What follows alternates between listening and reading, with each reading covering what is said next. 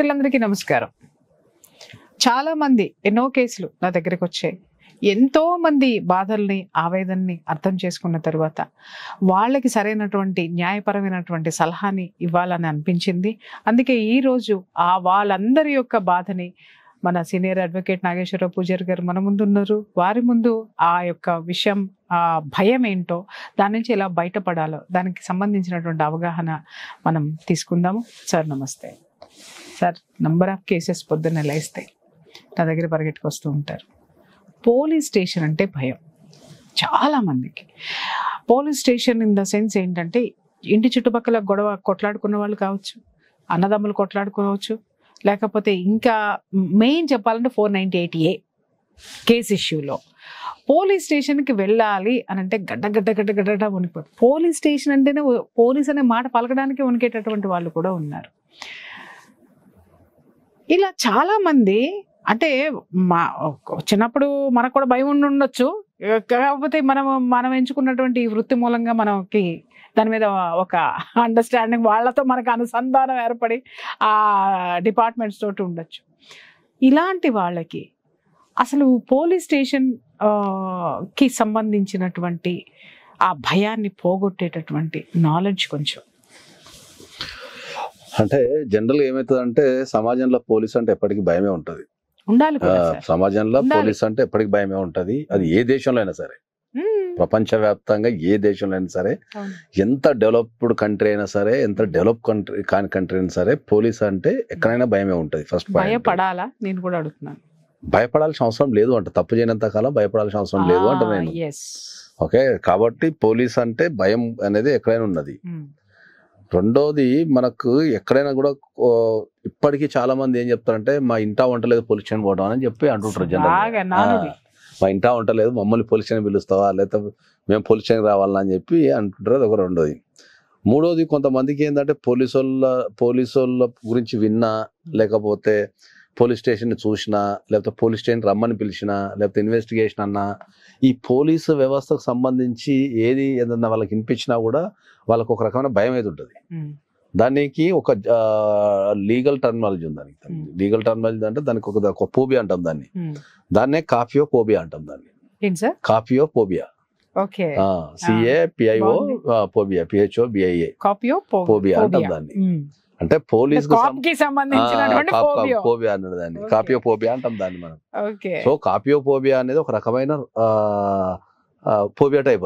అది ఇప్పుడు మనిషికి ఒక OCD ఎట్లుంటుందో, లేకపోతే ఇంకా రకరకాలు ఉంటాయి కదా, డిఫరెంట్ ఇష్యూస్ ఉంటాయి కదా, మతి మార్పు అట్లుంటుందో. కాఫియోఫోబియా అనేది ఒక రోగం. అది మానసిక రోగం.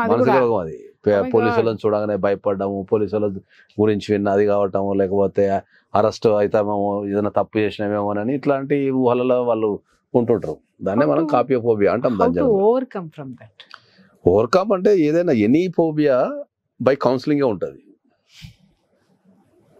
చాలా మాక్సిమం ఫోబియాస్ బై కౌన్సిలింగ్ ఉంటుంది. Okay, by counselling. సో కొన్ని ఫోబియాస్ ఏంటంటే బై మెడికేషన్. సో దాని తీవ్రతను బట్టి.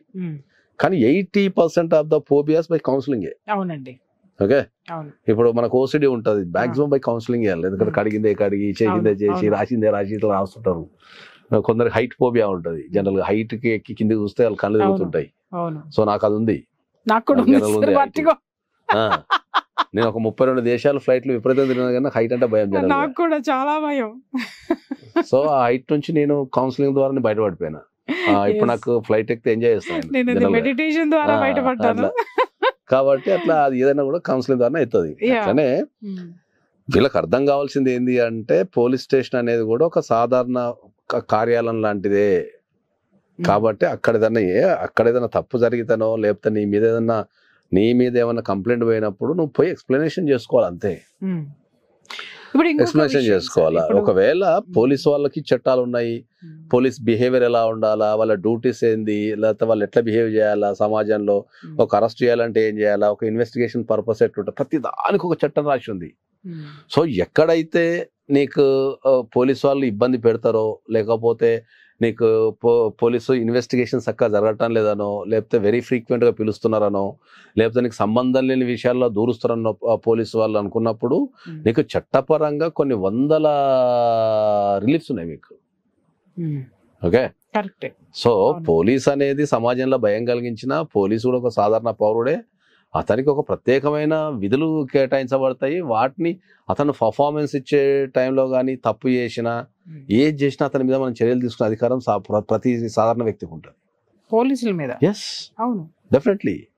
పోలీసుల మీద తెలియదు అంటే పోలీసుతో ఎందుకు పెట్టుకోవాలా, నాకేమైనా ఇబ్బంది ఎదురవుతుందేమో, లేదా పోలీస్ అంటే పవర్ ఉంది కదా అని చెప్పి వీళ్ళు అదే దాన్నే కాపియోఫోబియా అంటాం మనం. ఎందుకు పెట్టుకోవాలా అనే దాన్నే కాపియోఫోబియా అంటాం. ఏం జరుగుతుందో, లేకపోతే కొడతారేమో, లోపడేస్తారేమో, ఇట్లాంటి రకరకాల ఇష్యూస్ ఉంటాయి. కాబట్టి జనరల్ గా పరువు పోద్దనం. కాబట్టి పోలీస్ ఎక్కడన్నా తప్పు చేస్తే అంటే చట్టానికి వ్యతిరేకంగా, అంటే చట్టానికి వ్యతిరేకం అనటం కంటే ఏంటంటే చట్టంలో ఉన్న రూల్స్ ని పాటించకుండా అతడు విధులు నిర్వహిస్తే అతనికి కంపల్సరీ మనం పనిష్మెంట్ ఇచ్చే అధికారం కానీ, అతనికి మనము మిగతా కోర్టుకి వెళ్ళి అతనికి ఎగెనిస్ట్ మనము రిలీఫ్ తెచ్చుకోవచ్చు. కానీ అంత ధైర్యం ఎవరికి ఉంటుంది? దాంట్లో ధైర్యం ఎందుకు ఉంటుంది? ఫస్ట్ మీరు నమ్మాల్సింది చట్టం అందరికి సమానమే అని నమ్మాలా. ఉండదు ధైర్యం ఏం లేదు. కొన్ని వందల మంది చట్టం మీద అవగాహన ఉండాలంటారు. ధైర్యం ఏముంటది?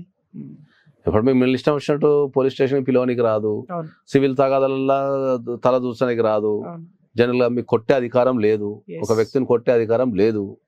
ఏదన్నా ఉంటే నువ్వు అతన్ని బంధించి కోర్టులో ప్రవేశపెట్టాలి తప్ప నువ్వు అతని మీద చేయి చేసుకునే అధికారం, ఎటువంటి వ్యక్తినైనా చేయి చేసుకునే అధికారం లేదు పోలీస్కి.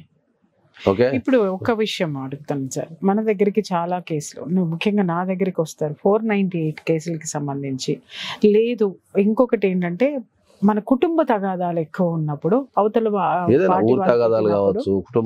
విపరీతమైనటువంటి భయంతో వణికిపోతూ వస్తారు. చాలా మందికి ఆస్తులకు సంబంధించినవి కావచ్చు, తర్వాత వ్యాపారాలకు సంబంధించినవి కావచ్చు, ఇవి చాలా కేసులు. ఇంకొక విషయం కూడా ఉంటుంది సార్, తప్పుడు కేసులు ఎక్కువ పెట్టడం అనేది ఎక్కువ ఉంటుంది. ఎక్కువ మనం చూసినటువంటిది, నా దగ్గర ఎస్పెషల్లీ నేను చూసింది ఫాల్స్ కేసెస్ ఉంటాయి.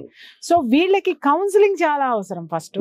అండ్ వన్ మోర్ థింగ్ ఏంటంటే, కౌన్సిలింగ్ తో పాటు కరెక్ట్ లీగల్ పర్సన్ యొక్క సపోర్ట్ కూడా వీళ్ళకి చాలా అవసరం ఉంది. ఆ విషయాన్ని మనం చాలా సందర్భాల్లో చెప్తున్నాం మనం. ఎందుకంటే నేను కొన్ని వందల సందర్భాలు చెప్తే ఏంటంటే, పోలీస్ స్టేషన్కి వెళ్ళి వచ్చిన తర్వాతనో, లేకపోతే తెలవకుండా పోయి అరెస్ట్ అయిన వాళ్ళు కానీ, ఏం తెలవకుండా పోయి అరెస్ట్ అయిన వాళ్ళు కానీ, అన్యాయంగా అరెస్ట్ అయిన వాళ్ళు కానీ, లేకపోతే వెళ్ళిన తర్వాత భయపడి బలవంతంగా కేసులు, పైసలు పోతాపోయినాయి, ఆస్తులు పోతాపోయినాయి అని క్లోజ్ చేసుకున్నారు. కానీ చాలా మంది తర్వాత రిగ్రెట్ అవుతుంటారు.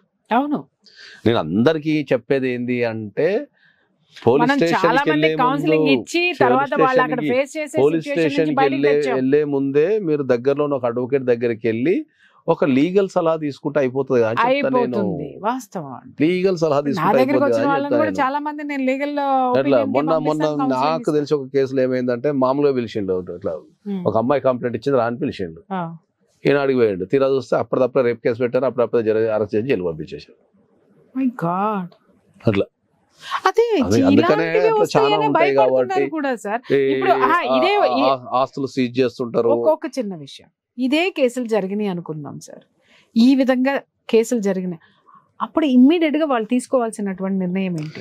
నేను ఏమంటా అంటే, ఏ పోలీస్ స్టేషన్ నుంచి కాల్ వచ్చినా, లేకపోతే ఏ పోలీస్ స్టేషన్ నుంచి కానీ, పోలీస్ నుంచి కానీ ఏదైనా ఇబ్బంది ఎదురైనా, భయపెట్టడం కానీ, బెదిరించడం కానీ, అన్పార్లమెంటరీ లాంగ్వేజ్ యూజ్ చేయడం కానీ, కొట్టడం కానీ, లేకపోతే ఇవన్నీ ఏది చేసినా మీరు దగ్గరలో ఉన్న అడ్వకేట్ ని సంప్రదిస్తే వాళ్ళు దాని సమస్యను సాల్వ్ చేస్తారు, దాన్ని కంపల్సరీ.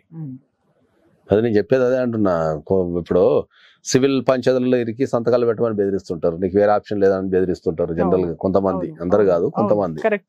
తర్వాత మామూలుగా ప్రతిసారి అవసరం లేకుండా పోలీసుని పిలిపించి గంటలు కూర్చోబెడుతుంటారు కావాలని, అంటే హరాస్మెంట్ చేస్తే ఏదైనా బయటకు వస్తారని చెప్పేసి. అట్లా చాలా విషయాలు ఉంటాయి.